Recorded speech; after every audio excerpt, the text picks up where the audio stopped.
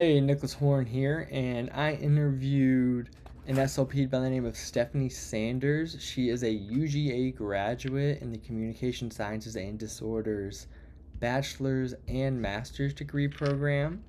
So she's an alumna, and yeah, she said she didn't really have an interest when she first started off doing being a SLP.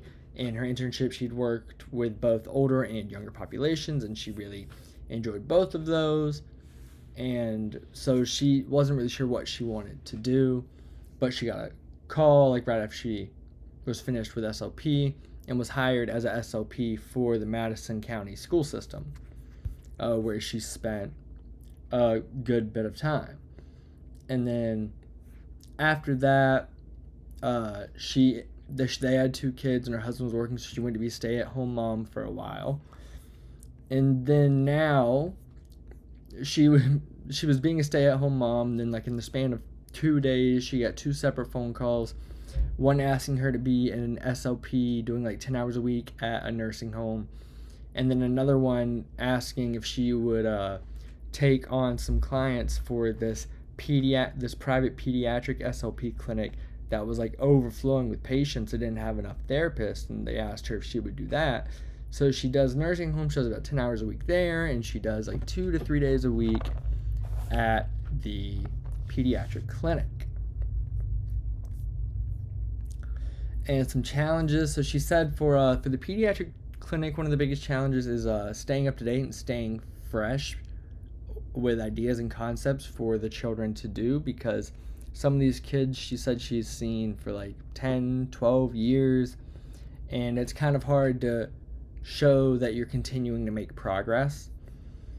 And then for the rehab clinic for the older population, it's almost complete different. They're constantly switching people out, which is kind of a joy and a pain, because you can't make any like long-term plans for action if they're constantly being rearranged. The patients that you have, they're either moving to different clinics or dying or something like that, and they're just constantly being switched out. And she also said being at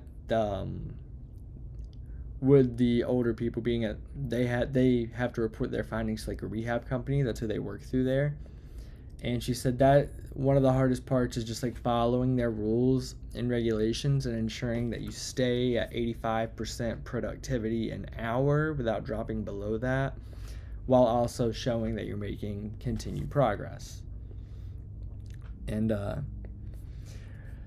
she said that what she wished she had known before becoming an SLP was she wished she had known how if you like really do your work in SLP school, how over prepared it can make you. And she said it's not as high stakes as she initially thought. It's not like do or die. And there's such a shortage of SLPs right now that people are kind of just happy that therapists are showing up.